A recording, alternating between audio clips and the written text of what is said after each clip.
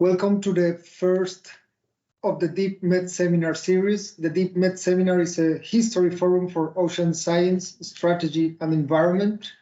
It is organized by the DEEPMED Research Group, which is based at the University of Sevilla, and it's about the discovery of the deep Mediterranean, a history of science and strategy, 1860 to basically the present. It is funded by the ERC. And we have been running for a year and a half now. We have a team of 9 people who are here present in Sevilla. And we are now inaugurating our seminar series, which will be monthly and be held in a hybrid format. So some people will be online, some people will be here at our center in Sevilla. Okay. I have the immense pleasure and honor to have no less than Antony Adler as our first speaker, and he's going to talk about from the Mediterranean to the global ocean, Albert I of Monaco, and the institutionalization of marine research. Most of the people who are here know already about Antony Adler. He's a lecturer in history at the Carleton College. And he became, I think, known for a very nice article of him called "The Ship as a Laboratory." And then most of you would have heard about his book, Neptune's Laboratory. He has, of course, other important works, but I would say those are the most prominent one. And what he's going to be presented today was at least partially contained in a paper of him called Legitimizing Marine Field Science, Albert I of Monaco. And it's in a book called Understanding Field Science Institutions. So I asked Tony to present something that was related to the Mediterranean, but also to the wider research that he's conducting right now. And he offered me this possibility of presenting things that were already out there, but with a new approach. And personally, I think that we should cherish a bit more what we publish, that we shouldn't jump to the next project immediately and forget about everything we did before. So I am very happy to be able to have the opportunity to discuss work that is out there, and also to use this opportunity for new scholars coming into the field to use this work and take it into new directions. So thank you very much for that, Tony, and all of us are looking forward to your talk. Thanks. All right, well, thank you, Lino, for that introduction. Let me just share my screen so I can get over to my PowerPoint. Let's see here. So once I go into my PowerPoint, hopefully you can see that once I put my PowerPoint up, I can't actually see you. So hopefully you can see that my screen. Yes. Maybe. Okay, great, terrific. So again, thank you, Lino, for the invitation to participate in this seminar series. I guess I should apologize right off the bat that I am operating on very little sleep. I have a 2-year-old who did not sleep at all last night. So if I'm a little incoherent, that is why. But in any case, I'm delighted to be able to join you today. And actually, it was a great opportunity to look back at some of the work, as Lino said, that was previously published. And in the process of doing that, I actually found some things that related to more current work. So there's a lesson to go back, because everything you know about a topic you end up putting into the writing, and then eventually your publications know more than you do about a topic. So what I'm talking to you about today is Prince Albert I of Monaco, but this is connected. Hopefully, what I'm going to talk about is connected to sort of my broader interest in the history of oceanography. And one of the more recent articles that I've been working on is actually a historiography of the history of oceanography, which had me thinking a little bit about, why do we do this? Why do we even try to write a history of oceanography? What are we trying to do today when we write the history of oceanography? And I would say, as a discipline, the history of oceanography has for a very long time been written by and told by oceanographers. And that has led to that history being framed in a certain way. Notably, it has great ship narratives are often foregrounded, but that often leads to great man narratives in the history of oceanography as well. So we have to grapple with that a little bit, I think, when we're dealing with earlier histories of oceanography. In my previous work, I've tried to make the case that historians of oceanography can link together larger groups of actors in the stories that we tell. So I would argue that we can tell a history of oceanography involving scientists, politicians, and the wider public. And the way to do this, I argue, is by investigating the role of imagination and emotion in marine science. And specifically, the question we can ask is, what did these groups imagine ocean science would accomplish? What were they trying to achieve? And if they were thinking about the future, their future, and the future of the environment that they were studying, the ocean, what were their hopes and fears about that future? I feel a little justified in going back to the article and understanding field science institutions. It was published in 2017, but then there were some problems with the press, and it wasn't distributed for a very long time. So it's now available. It really only became available in 2022, but I will point you there for my article, Legitimizing Marine Field Science, Albert I of Monaco and the Institutionalization of Oceanography. So Albert I of Monaco is who I'm going to focus on. We can't disassociate him from the early history of oceanography. He certainly established an institutional foundation for what was then a science which was still conducted primarily in the field.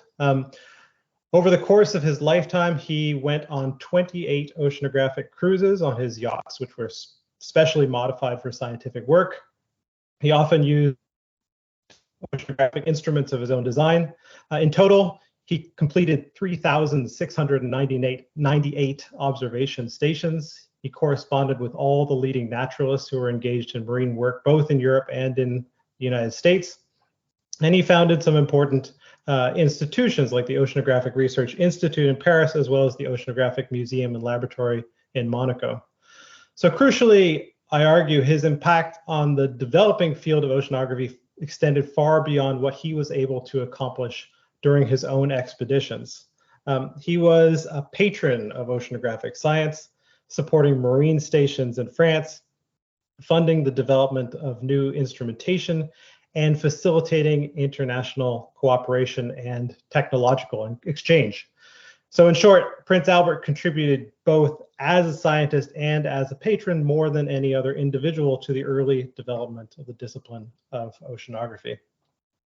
So one might accuse Prince Albert of just being another rich guy in the history of oceanography who did marine science as a hobby. And if you look at the long history of oceanography, both in the past and in the present, there are a lot of very wealthy men, primarily who use their funding to do marine science on the side. And maybe that's not quite a fair critique of somebody like Alexander Agassiz in the United States, but nevertheless, here Alexander Agassiz is another example of somebody who had made their fortune in a completely different field. He made his fortune in mining, and then did oceanography because his fortune allowed him to do that. There are other examples in the US like William K. Vanderbilt, who was Vanderbilt, obviously very wealthy, and used his funding to do marine research on the side.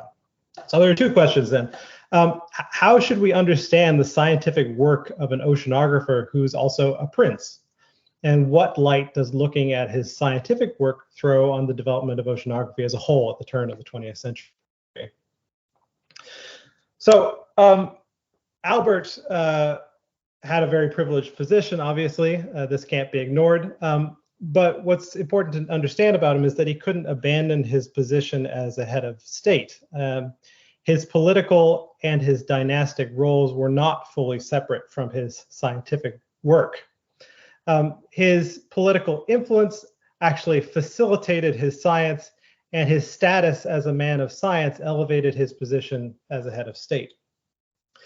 Prince Albert sought to embody the ideal of the enlightened monarch, as a proponent of international peace and social justice, and he insisted that promoting science was key to achieving this goal. Science illuminated the path to good governance. So he's doing science because it serves these other, adds to these other aspects of his role as a head of state. Later in life, he wrote, quote, "I cultivated science because she spreads light, and light engenders justice, the guide without which a people marches towards anarchy and decadence." So there you have it.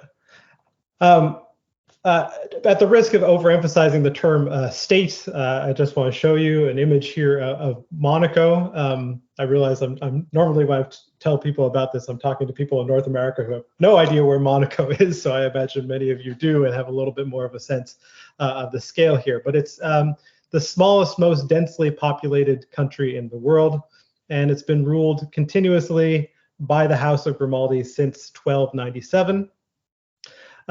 It's independent, but it is very much dependent, largely dependent on France. And this goes back to treaties established in the 19th century. So it's no surprise then that Albert's political and scientific career is also very much connected to France. So he's actually born in Paris in 1848. And after high school, he trains as an officer in the French Imperial Navy, first of all. And then at age 17, he actually begins 2 years of service in the Spanish Navy as an ensign.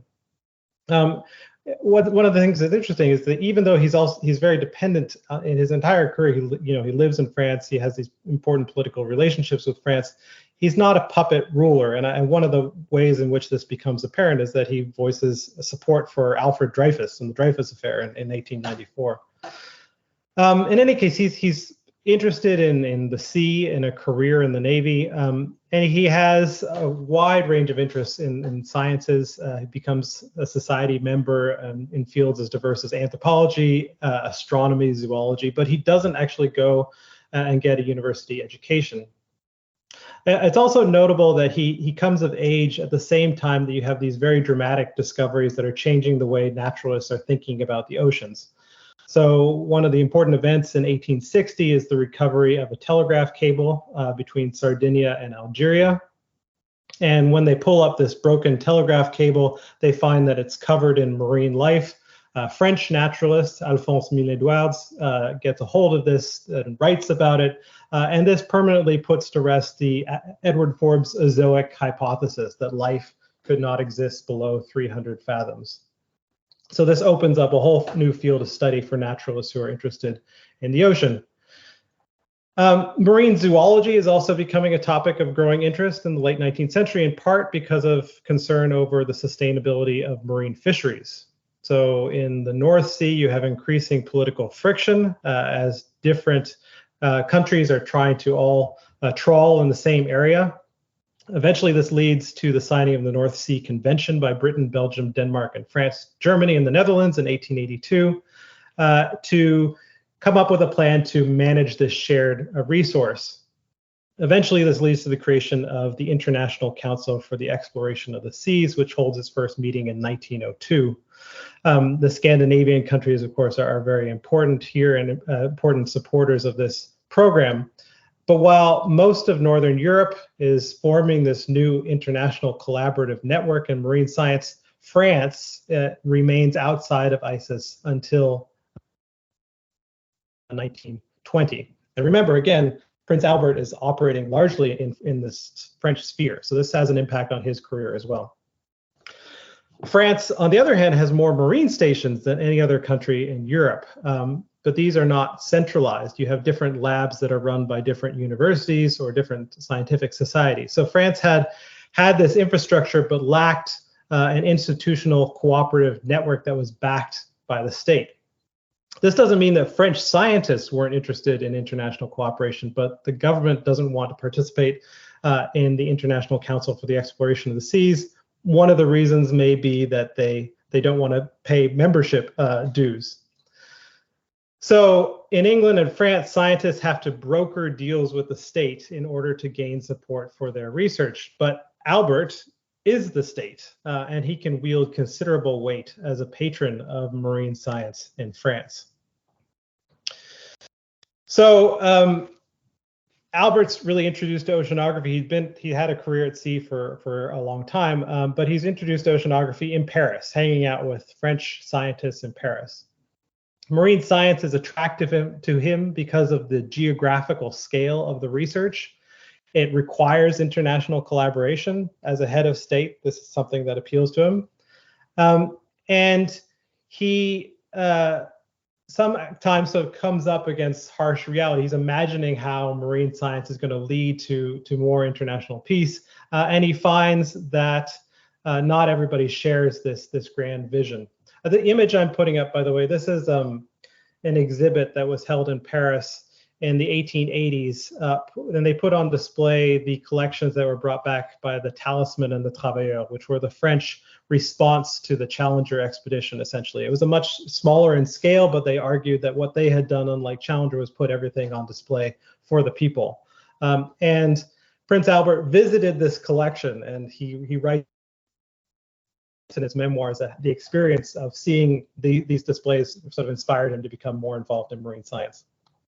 So what did he actually do? Well, he owned a succession of 4 different yachts, each increasingly better arranged for scientific work. They're state of the art for the time. They're equipped with laboratories, electric lighting, refrigeration. They have steam operated dredges. And his first lengthy oceanographic cruise is in the summer of 1885. So after that, after 1885, he's essentially going to sea on research cruises every summer.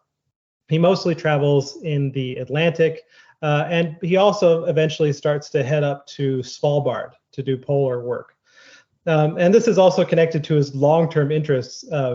Long before he even becomes interested in marine science, he's even writing to various expeditions as a young man, asking if he can go on polar voyages.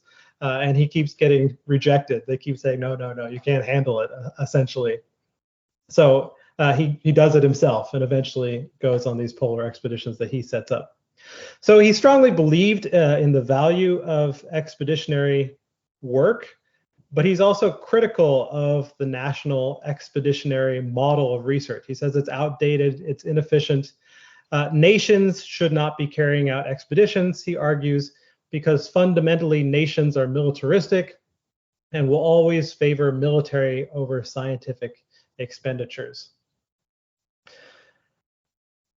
So to what extent should we consider him personally a scientist?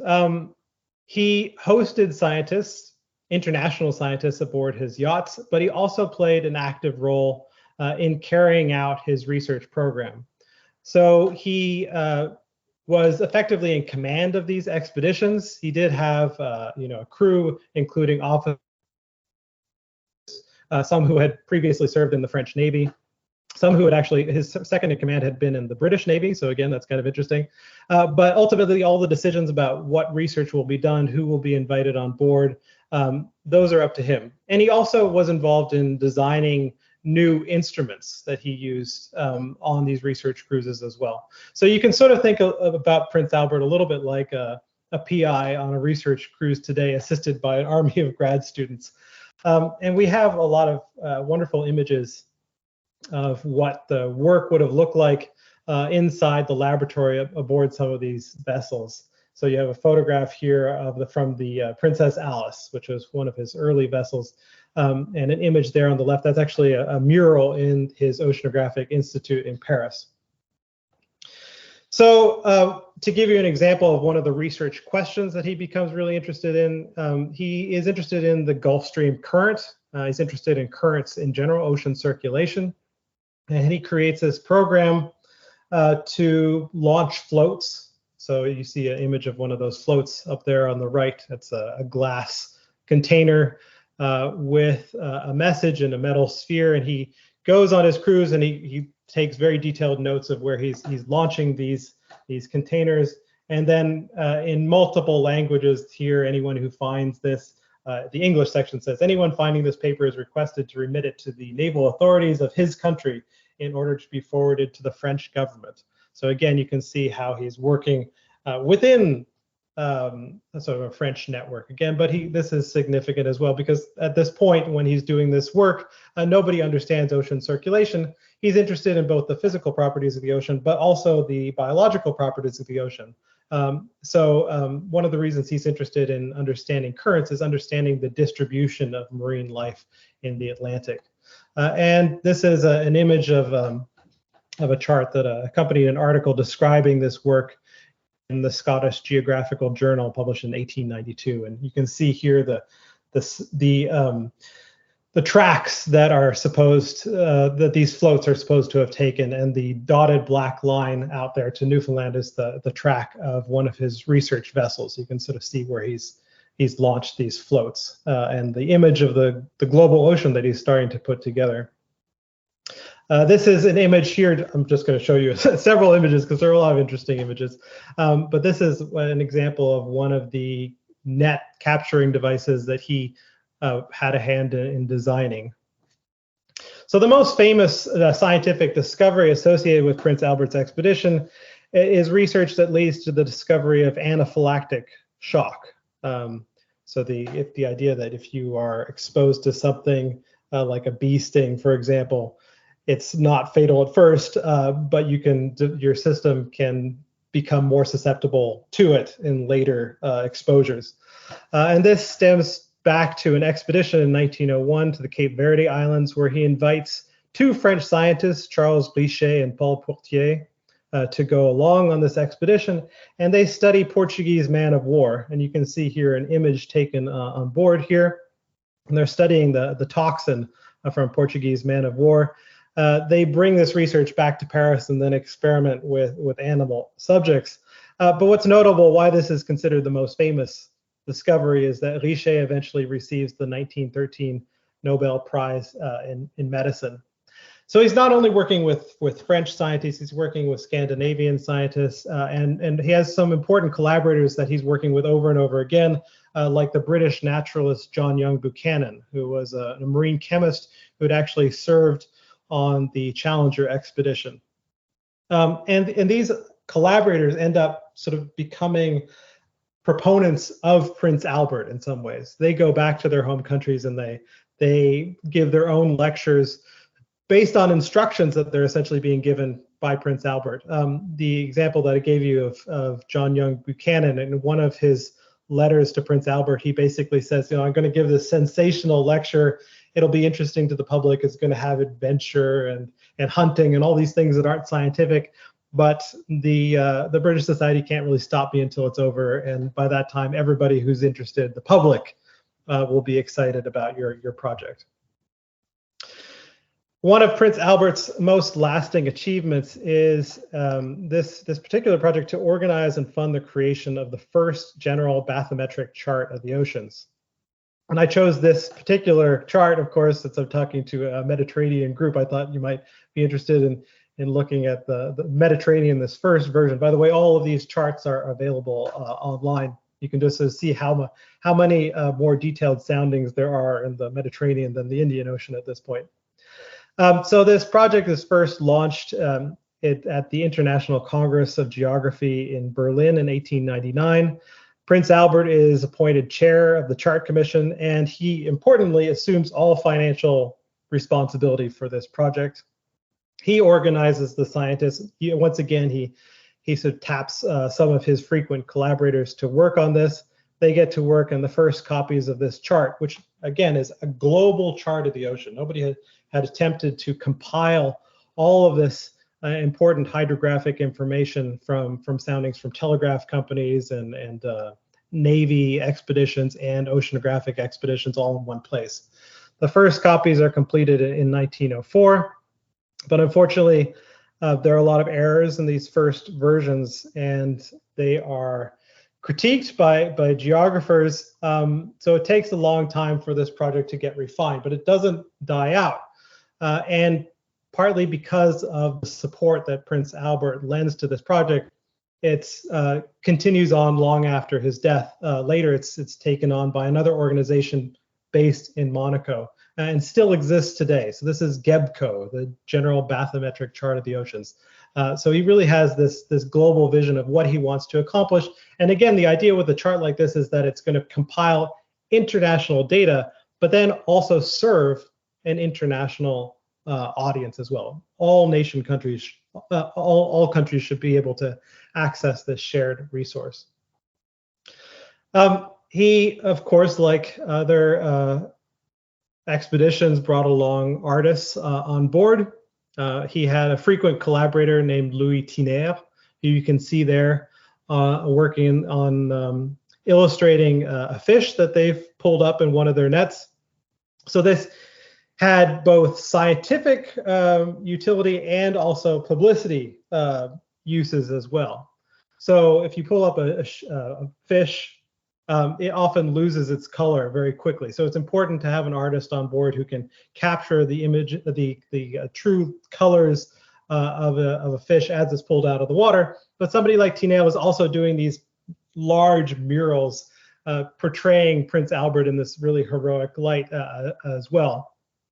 Interesting, just note this as well, is that not only does he have a staff working on his research vessels, he also has staff working to compile all the data back in Monaco. So for example, with these fish, this image here, Louis Tinel would have done a sketch on board, and then there was actually a woman back in Monaco, Emma Kissling, who we don't actually know very much about, who would have used those sketches to create the final prints, like you see in this image, which were then published in the results of the expedition. Also on board, he had a photographer on many of his expeditions, Henri Boulay, who was a French former naval officer, and he was a pioneer in the use of color photography as well, which again were used to create some of these sketches. I'll just show you this. There's Henri Boulay again was participating in this larger project to popularize oceanography, and he wrote this text called, my French is not very good this early in the morning. L'Oceanographie vulgarisée, so popularized oceanography. But he experiments with color photography on board to capture the true colors of different organisms. He takes a picture, it's actually in this book, of a Portuguese man of war to show the colors. So again, it's another way in which he has staff who are using cutting edge equipment. The murals that are produced give us sort of a tantalizing glimpse of what these oceanographic cruises would look like. Again, this is one of the murals in the Oceanographic Institute in Paris. And you can see Prince Albert there up on the left. He had a dedicated crew. Many of them were from Brittany in France. He believed that these were the best sailors in France, and he hired most of them as his crew.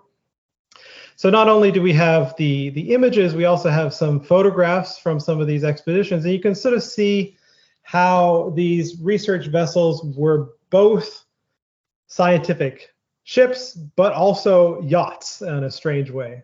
So in the photograph on the right there, you can see the staff, which would have included people who were serving Prince Albert, the galley crew, etc. And one of the interesting things, of course, about Prince Albert is that even though he's going on these expeditions all the time, he can't completely do away with his duties as a head of state back in Monaco. So he has a private secretary who's traveling with him, who he has to constantly meet with to make decisions about the things that need to happen back in Monaco. That's noteworthy given the time period that he did on 2 occasions include women also as part of the scientific staff. On the left there is a photo of Jean Leroux, who worked as an artist aboard the Prince Alice II in 1896. And on the right is a photograph of the Norwegian participated in the Prince's 4th Arctic cruise to Svalbard in 1907.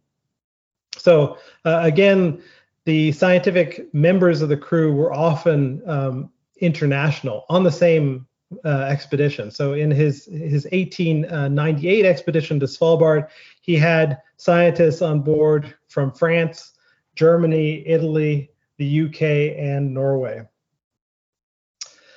I know this is a little bit of a gruesome image, but one of the other ways in which Prince Albert's dual roles as aristocrat and scientist, I think, are evident in the work that he produces, is that he often is not only highlighting in his reports the scientific work achieved, but sort of the hunting trophies that he has captured as well. And some of these animals that he hunts in Svalbard or captures are then taxidermied and put on display in Monaco. But he's often portrayed as, you know, the ideal of the aristocratic hunter in the field.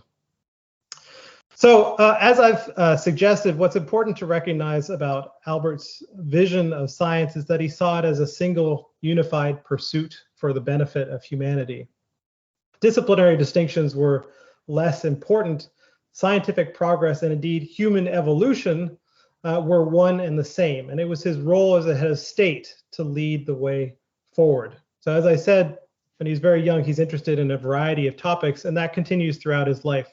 At some point, he becomes very interested in paleontology as well, for example.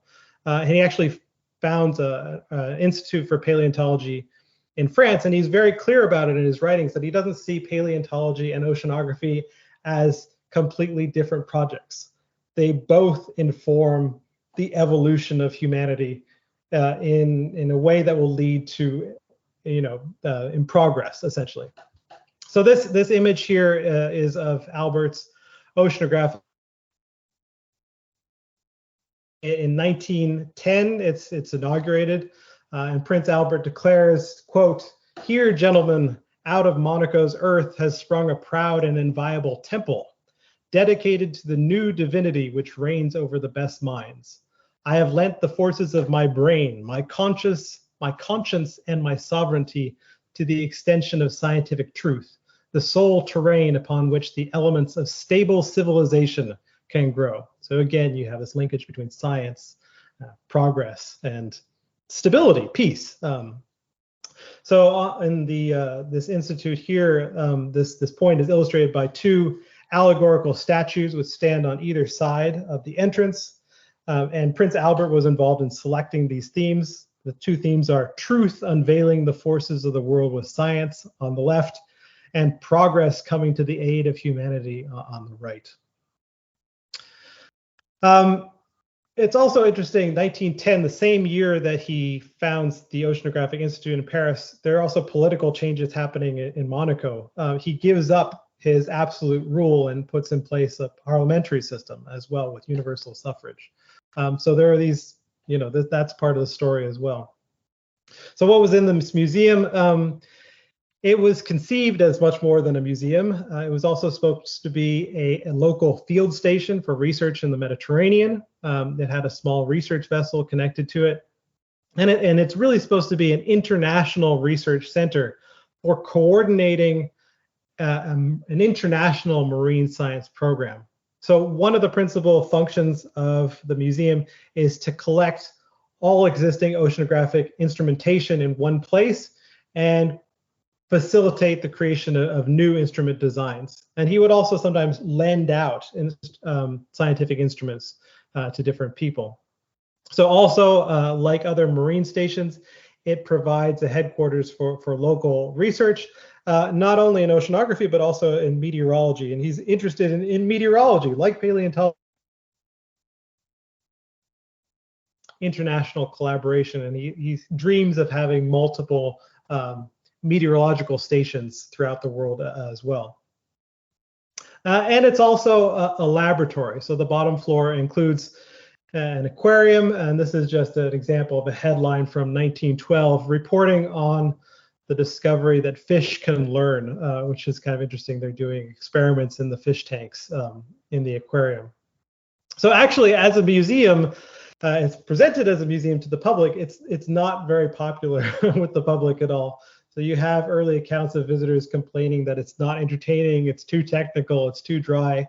And there are rumors that the citizens of Monaco actually protest against it because they see the benefits of the Monte Carlo casino going towards something like the Oceanographic Museum and not benefiting them at all. And they call the museum actually a Bastille. So this critique of Albert plagues him his entire life. He's accused of having profited from this sinful enterprise, the casino. So this is just to give you an example, a caricature from 1903. So one of the things that he's doing in his scientific work is countering this narrative. Yes, all of our income of this small country, the casino is essential for the economic survival of Monaco, but look what I'm doing with this money. I am, as the headline for this article about his work says, a benefactor of science. So in 1911, then, the year after he creates his museum, Albert inaugurates his Institut Oceanographique, this permanent institutional home for oceanographic instruction in central Paris.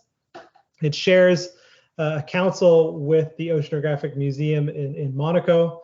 And one of its key functions is to promote the study of oceanography through courses that are offered in conjunction with the Sorbonne. And also it's a venue for public lectures.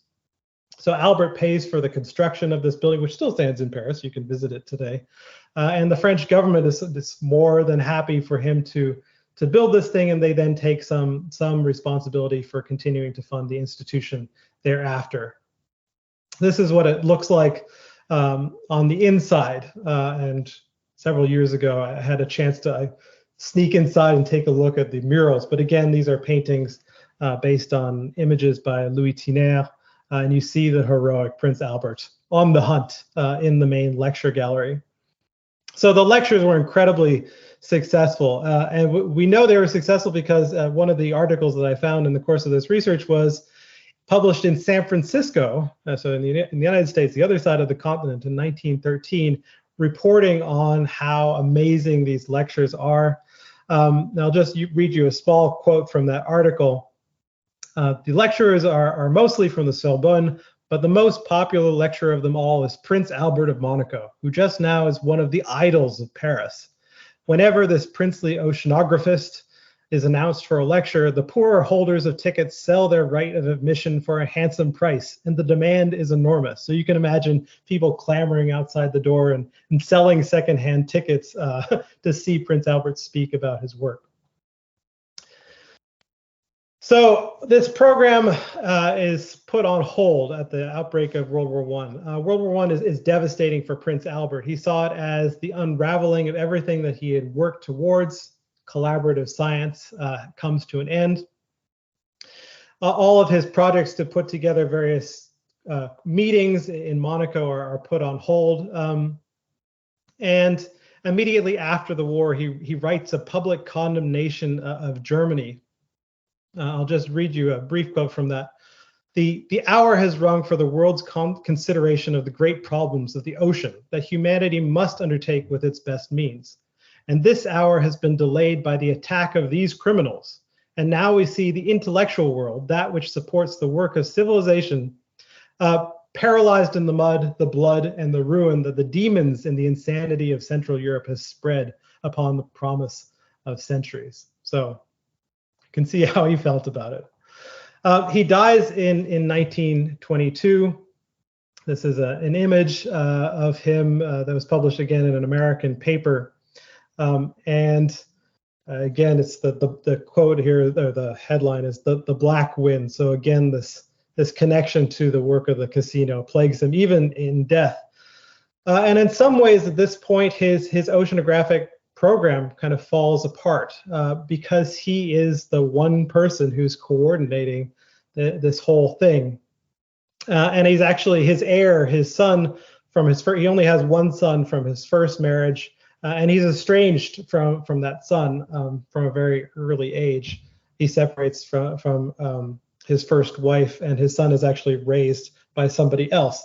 So when his son takes over, Louis II takes over the throne, he doesn't share Albert's interest in oceanography. The other problem, of course, 1922, when he dies, he leaves money for the completion of the work that he had still intended to finish. But then the Great Depression hits, and the money that he left doesn't pay for as much as he intended. So some of his collaborators, after he dies, they try to continue on his work. There's correspondence related to trying to use his surviving oceanographic research vessel for an international expedition, but it doesn't happen. So to conclude, hopefully I haven't gone on too long. We should recognize the importance of Prince Albert's scientific legacy. Not only did he produce original work himself, but his financial support and the gifts of scientific instruments that he provided had an international impact on the development of marine science.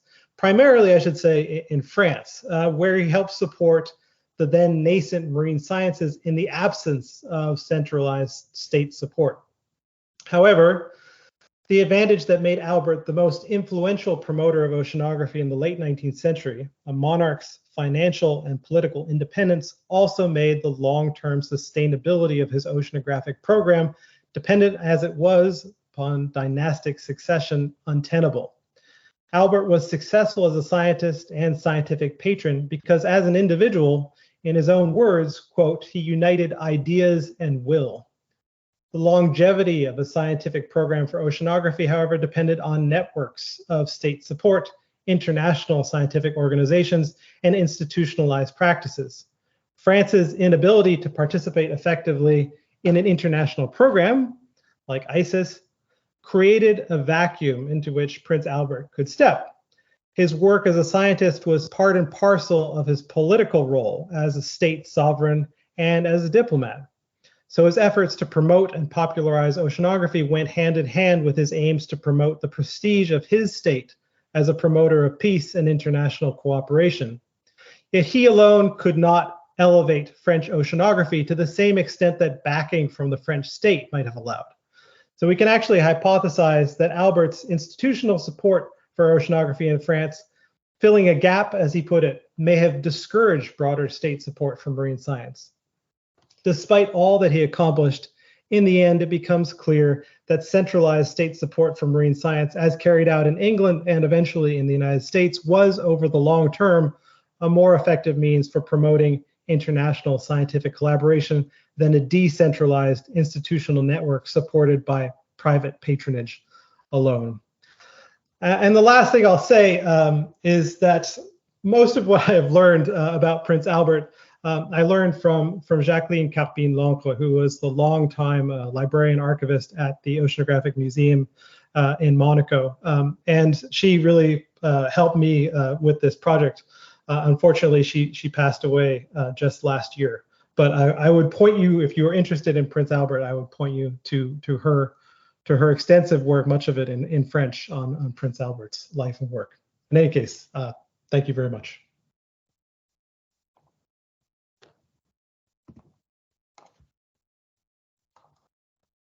Thank you very much, Tony.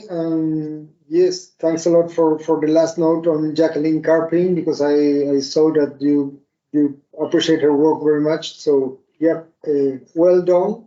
I'm sure there are many questions. I have myself a couple of them, and maybe I can break the ice and use the prerogative to do that. So the first one is something that it's on the paper, but you didn't mention today, but in passing, which is this almost terminological development or evolution of the terms hydrography and oceanography, and within oceanography, the distinction between physical oceanography, applied oceanography, and zoological oceanography. So I'm not sure what applied oceanography meant in the early 20th century. That's the first question. The second question has to do with your conclusion about kind of the whole oceanographic system depending on the will and wealth of an individual is not enough as compared to a state system. You might be right, but I was thinking a counter case could be the Spanish case, in which through an individual, which is Odón de Buen, who was very, very good friends with Prince Albert and helped by Prince Albert, but also within a network, state network of Navy ships, for instance, the one that Prince Albert traveled with for 1 year in the Spanish Armada. So this all came to an end kind of in 1936 through the Civil War. So even if you have a state network and individuals which are contributing to it, it can all fail. I would say that this is not entirely true, because the common historiography of oceanography in Spain says that it all fell apart during the Civil War because Odón de Buen was left into exile. But actually, this would be to your point, maybe, the Institute for Spanish Oceanography continued through the new regime, but with completely different people, resources. It belonged prior to a Ministry of Public Works, and then it moved after the Civil War under Franco to the army, to the navy, sorry, and also it changed importantly in topics. Yes, so there was some continuity, and I would say that something similar happens to French oceanography. Okay, the project that Prince Albert had for it failed. You're completely right, but maybe during and certainly after World War II, a new kind of French oceanography, I would say, that emerges, right? And it's not a failure, it's Jacques Cousteau and everything else, right? Mm-hmm. Yes, that is a great point. Well, first of all, to your first question about hydrography and physical hydrography, and I wish I remembered exactly. I tried to figure this out, what was meant at different times. But the big divisions, I think, were hydrography in the traditional sense of charting, and the idea that physical hydrography was more what we think of as physical oceanography, and the terms are used interchangeably for a while. That's what I remember about that, but I could be remembering wrong. And then there are other terms like thalassography, which completely fall out of fashion. So this is a time when they're trying to figure all of this out. And one of the interesting things in Albert's museum in Monaco is that he actually has these two. The structure of the museum defines the divisions in marine science. So there's a room for marine biology and a room for more physical oceanography. I think those are the two major halls. So, but these boundaries, I think, between these different fields are a little bit more fluid in the late 19th century than they become certainly in the 20th century. And then in your point about how state support is not assured, you're certainly correct. So there's probably more nuance that I need to give to the story. What I meant by the failure of French oceanography, I could have been clearer on that point. So what I was referring to actually is the work of Eric Mills, who many of you are probably familiar with. And he's describing, when he talks about the failure of French oceanography, he actually means the failure of mathematical physical oceanography in France. Why are the French more interested in marine biology than physical oceanography? So partly he explains that by saying, well, ISIS, everybody who was involved in ISIS, they were using quantitative methods. France is not connected, they don't become involved with ISIS, and they sort of miss the bus. But also France has real concerns that are connected to marine biology. So we can't ignore those real concerns of the French state. And the French, kind of like the Scandinavians, are dealing with the collapse of the fishery in the early 20th century, notably sardines. There are some big failures of the sardine fishery around 1903. So there is support for research in fisheries, and less so for other aspects of oceanography. So the French state is interested in certain aspects of marine science. And then your comments, of course, made me think of what happens in the United States after the Cold War. I mean, there has to be some rationale for a state's investment in a particular research program. And during the Cold War, of course, the United States invests a ton of money in physical oceanography in particular because of the requirements of the Cold War submarine warfare strategy. But this comes to an end with the end of the Cold War, and in the 1970s, the funding collapses. Yeah. Thank you. Effie? Yes, can you hear me? Yes. Yes, Antony, thank you very much for a great presentation, for talking us through Albert's multiple contributions in the field and its popularization and institutionalization. I'm one of the members of the DEEPMED project, and I'm currently working on early oceanography efforts in Greece in the early 20th century. So Prince Albert is mentioned very often from the people within Greece involved in these early attempts for scientific exploration of the seas, and his enthusiasm and his dedication to the field is mentioned a lot as a sign of how important and significant and prestigious this field can be. But my question relates to something else. So as you mentioned in your article, in your chapter article where this talk was based, Albert basically wished to kind of combine art with science. And this is what he basically tried to do with the Musée de l'Oceanographie and so on.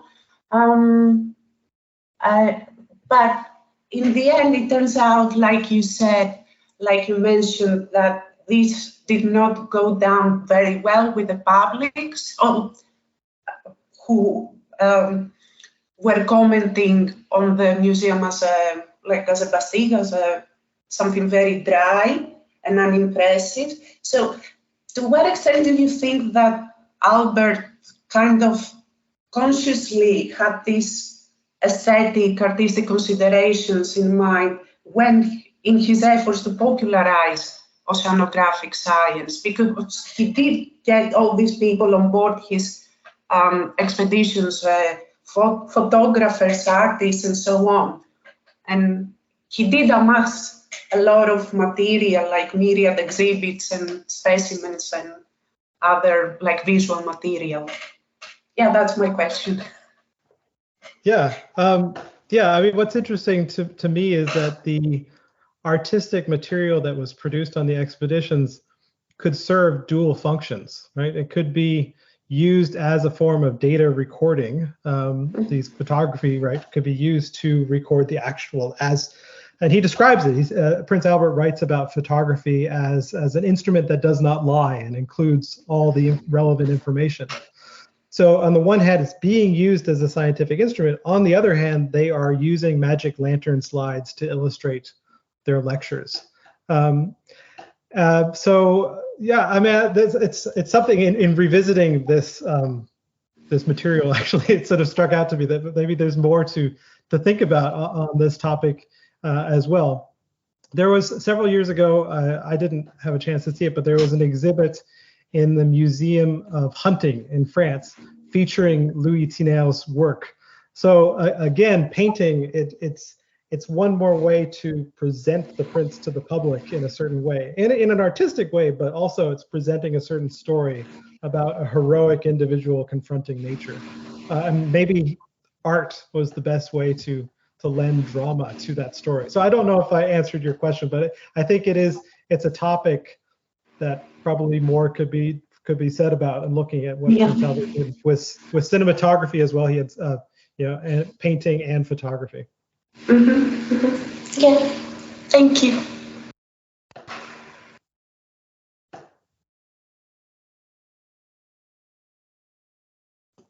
Yeah.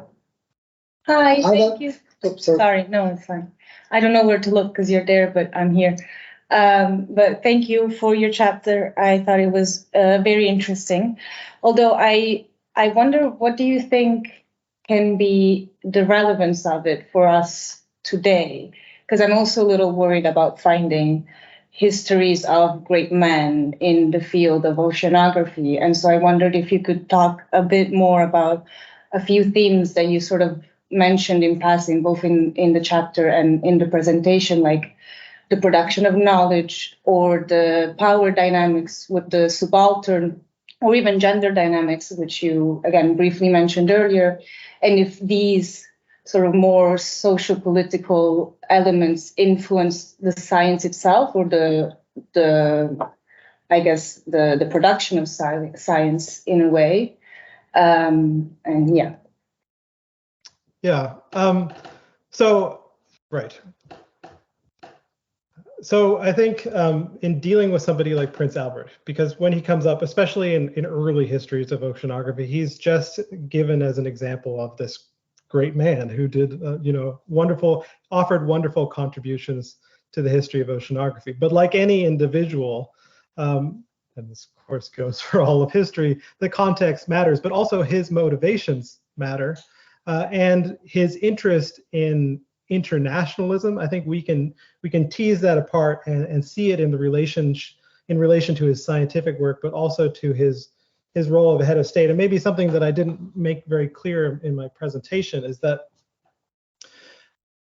as he's not just any head of state, right? He's the head of state of this very small principality, and he can serve kind of a unique role in the political landscape of Europe at this time. So he's a member of the aristocracy. He has familial relationships he's a distant cousin of the Kaiser.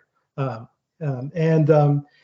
that reason, he can act as a diplomat, not just a head of state, but an intermediary. And of course, we're still in the late 19th century, we're still dealing with the aftermath of the Franco-Prussian War. So those tensions between Prussia and France have not gone away. And Albert is kind of a diplomat intermediary who's communicating with both sides. So his interest in internationalism and peace and how science might aid that project, it's connected to his political work. So that's the case that I'm trying to make. So how that applies in general to the history of oceanography, well, I mean, I think have been sort of included in our broad narratives without as much attention to their individual motivations and political context as might be given. The other example of this is Matthew Fontaine Maury in the United States. And Penelope Hardy and Helen Rozwadowski have written about how we can only understand Maury, his life's work, if we understand that he also had allegiance to the Confederacy, and that's part of his scientific work was connected to his interest in the political long-term survival of the South in the United States. So it's a reminder of the many facets of any individual that need to be brought into the equation to understand why they're interested in a certain scientific program. Hopefully that answers your question. And I was also fascinated by this this balance between his funding coming from gambling and he trying to build his prestige in a whole different direction, which is science understood as not only technical but also moral progress. And then he presenting himself as, despite continuous opposition. And I was also surprised, I don't know anything about the history of Monaco. I visited Monaco, but when I visited the Museum of Oceanography. Unfortunately, I didn't visit Monte Carlo, so I don't know this social history of the municipality, of the principality. I was surprised to hear that there was an attempt of a revolution, and then that people really thought that he was spending too much money on oceanography. I took for granted they were all rich, as they have the reputation being today. I don't know. But it's funny that there were still poor people living in Monaco and coexisting with his insistence of expending lots of revenue on that particular field, which is super interesting. Yeah, well, I mean, one of the things that is I've found hard to tease apart is how much he was thinking of the people of Monaco as his audience. It often seemed like he was talking to scientists, to the elite in Paris and London. And Edinburgh, so it's not really clear to me from what I've seen how much he was interested in his own subjects in a certain way. Though he did, when he came to power, he did a number of important reforms. He built a public library, an opera house, so he's interested in promoting the arts. but there is some evidence to suggest that his giving in to this parliamentary system and even the succession to his son may have been determined more by outside political factors than internal political factors in Monaco. So he was actually concerned that the Germans might make a move and take over Monaco if the line of succession wasn't very clear, for example, and create a German military base on the Mediterranean. So that was something that he wanted to avoid at all costs. And that was part of the reason he set up his succession the way it took place. Fascinating. Any more questions? Are people intimidated by the YouTube announcement? I hope not. Yeah, I can make Please. a quick question. Cool. On? Yes. Hi, yeah, thanks a lot for, I don't know where to look either. Thanks a lot for the talk. That was great. I just wanted to refer to a very small point or very quick point you made at the beginning, and how maybe you can say a bit more of how this connects with your presentation today. I haven't read the paper or the chapter. So you said that you wanted to insist on the role of imagination coming from different characters in your story. So I understand oceanographers, but also politicians and also the general public, or these networks of observers that also play a role in the story. And you say that, what they hoped and feared about the future was also playing a role in how science was done. And I mean, for the case of Prince Albert, I understand you were saying that here, for instance, his hopes on internationalism were the hopes you were thinking of. But yeah, I wonder if there's something else there and how that contrasts with the imagination of oceanographers, for instance, in the story. So I talk about Prince Albert a little bit in my book, Neptune's Laboratory, as well. And in that chapter in which I discuss Prince Albert, I'm really, in that book, contrasting him with a French scientist, Henri Lacazutier, who is the founder of two important marine stations in France, at Roscoff and Beaulieu-sur-Mer on the Mediterranean. And what's interesting to me is how different their vision is in some ways, because somebody like Prince Albert, at least initially, is really dreaming about international collaboration, how science is going to allow world peace. And Henri Lacazutier is a nationalist, essentially. He really thinks that marine science will serve to make France a great nation on the stage, and it's really about France. So I think there are these two different views of marine science, as tension between marine science as national prestige and marine science as a type of scientific practice that takes place in a new terrain beyond national jurisdictions, and therefore offers this new possibility of serving everyone. So in my chapter, looking at this particular time period, those are the two people that I'm sort of focusing on and comparing their different views of the future. But in the book, Neptune's Laboratory, I'm looking at a much longer time frame, and I look at imagination in the 20th century and 21st century as well. And those concerns are different from the ideas about nationalism or internationalism. It becomes more about human survival. And with the fears about the Cold War, the fears about overpopulation, in the 20th century, you have scientists looking to the sea as offering salvation of a new kind, salvation for humanity by providing endless resources or providing shelter underwater during, some sort of military apocalypse. So at different time periods throughout history, I think we can tell the history of oceanography, but the fears and the hopes change depending on context.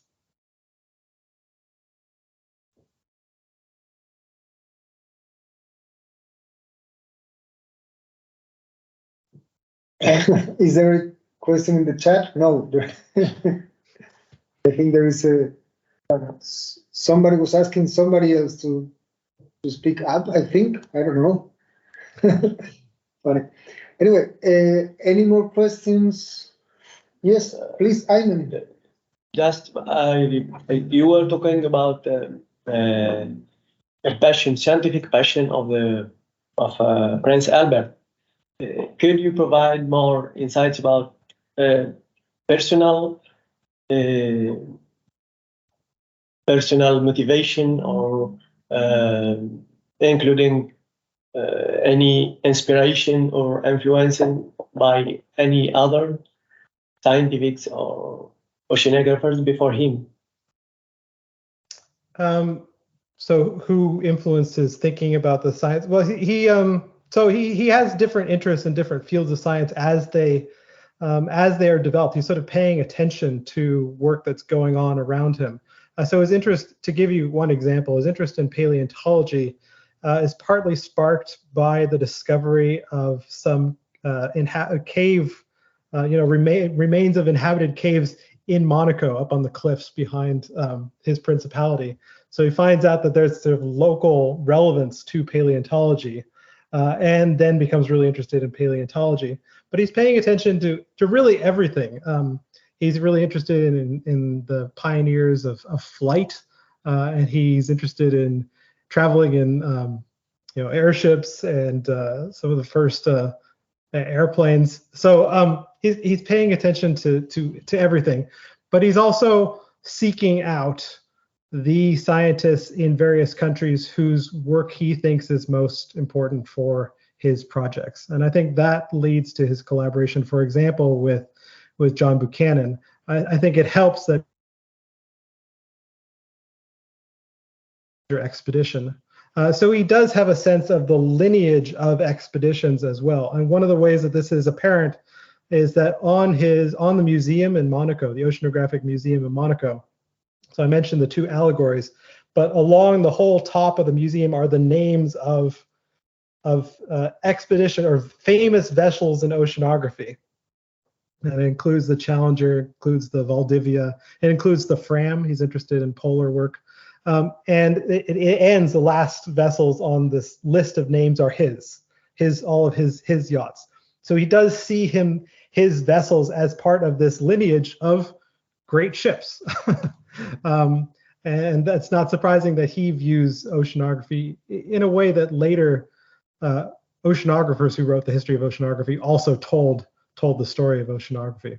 So I think he does see himself as part of a lineage.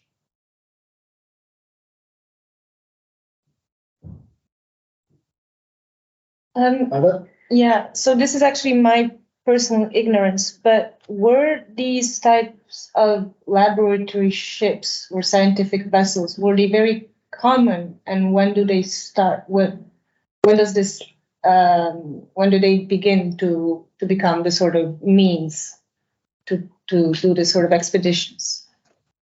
Yeah, I'm not going to have an exact date for you, but something like the Challenger expedition, which is often seen as sort of the first major global expedition, it's a modified vessel. So that's key to understand. It's a British naval vessel that is modified for scientific work, and they do create dedicated scientific spaces on board, but it's only later, it's in the 1880s when they start to build ships that are built to do oceanographic expeditions. Prince Albert's first yacht is not designed for oceanographic work. His later yachts are built with oceanography in mind. But it's not the only place that this is happening. The U.S. Fish Commission in the United States, I believe it's the 1880s as well, is building purpose-built oceanographic vessels as well. And unfortunately, I'm blanking on the name of the particular ship. The Russians are also building purpose-built research vessels for fisheries research. So it's occurring around the same time in the 1880s. What's sort of interesting about the Challenger expedition as a British ship is that if you look at the floor plan, the ship is divided between scientific space and officer space. So you can see the division between two different types of work, the science of the sea and traditional hydrography. But that sort of melds over time. And I'll say one more thing about this is that once vessels this is from my Ship is Lab paper, but once vessels are modified, built specifically for oceanographic work, they start to operate differently. So if you have a electric generator, for instance, they can carry out oceanographic work throughout the night, or they can use a light to lure fish at night. So they're using tools that are used to operate the ship, also to carry out marine research. So anyway, that's sort of an aside.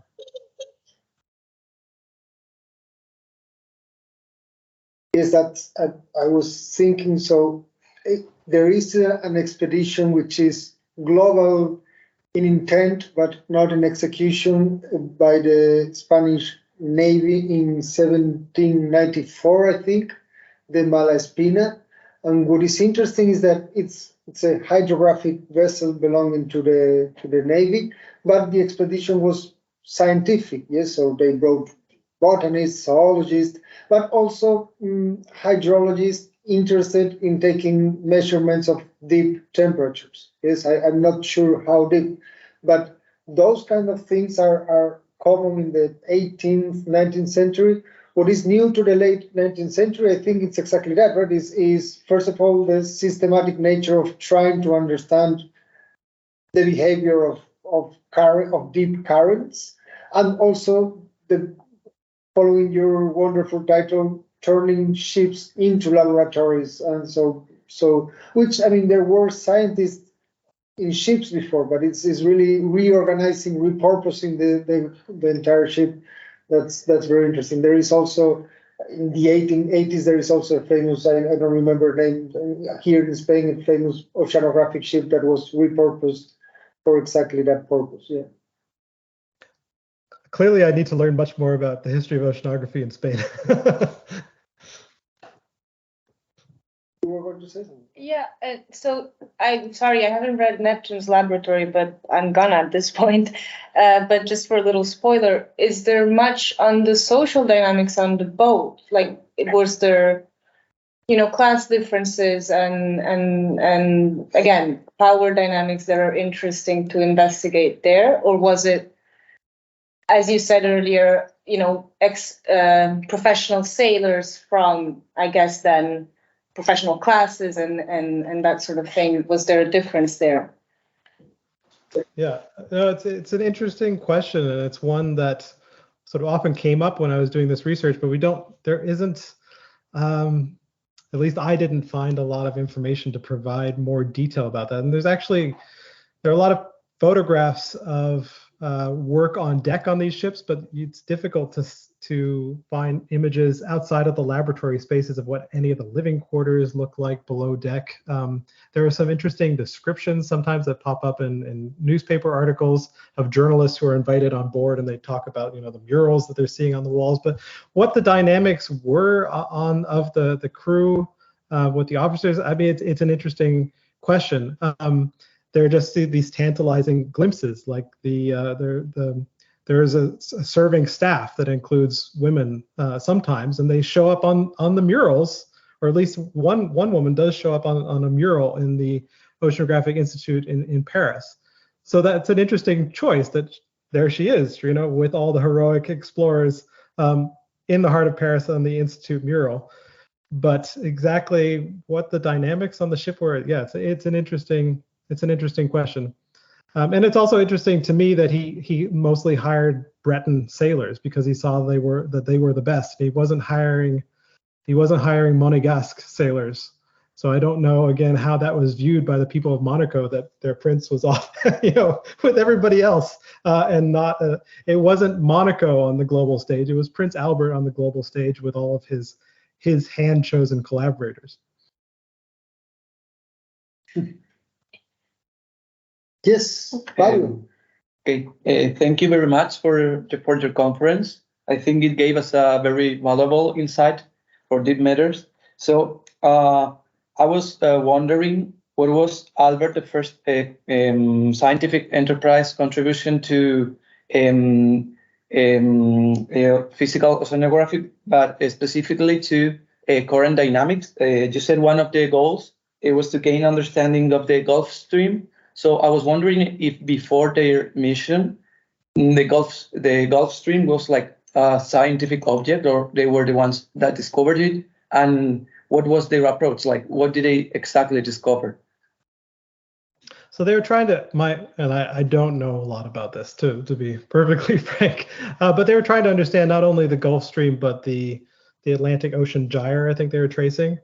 But interest in the Gulf Stream goes back much farther beyond Albert. So the most famous example I can think of is Benjamin Franklin was trying to trace he created several maps of the Gulf Stream based on testimony from various mariners traveling along the eastern seaboard. But somebody like Benjamin Franklin, who's interested in the Gulf Stream, is creating maps of the Gulf Stream. He's interested in tracing this current because it facilitates navigation. So this is before oceanography, interested in physical oceanography or biology. He's interested in how understanding the current will speed up travel between the colonies and Europe. Prince Albert is more motivated by other questions, even if he's looking at the same topic. So he's interested in tracing the Gulf Stream current patterns in order to understand the distribution of marine life at sea. An interesting outcome of this research is that after the war, he's done this work on understanding currents, not only in the Atlantic, but also in the Mediterranean and up in the North Sea. The North Sea was mined during World War I, and some of these mines get loose at the end of the war, and Prince Albert steps in and says, again, science can come to save us. We can use our understanding of currents to figure out where these dangerous mines may have ended up. So the interest in the Gulf Stream goes back quite far, and actually one of the things that Prince Albert says, which is an interesting passage in one of his publications on this, he says the Gulf Stream is an important historical figure, which I always thought was interesting for us, in the 21st century as historians of science and environmental historians thinking about non-human agency. Well, that was exactly how Prince Albert thought about currents. He thought of them as being determining factors in history. So that was one of the questions that he was trying to tease apart in his drift studies. Wonderful. So anybody online wants to go ahead? Or we can also call it a day. I mean, for me, it was a very productive one. I think, as some of the people here voiced, that your presentation and your generosity was very useful to our group. I hope to other audiences as well. And I'm glad that going back to your already published work was also useful for you. So thank you very much. Are there any more people? Oh, no, okay. if there are any more questions, just wave your hands, or if you're just showing up to thank our speakers. So thank you very much, Tony. Oh, thank you very much. I'm glad I could participate. I'm looking forward to trying a series. So hopefully.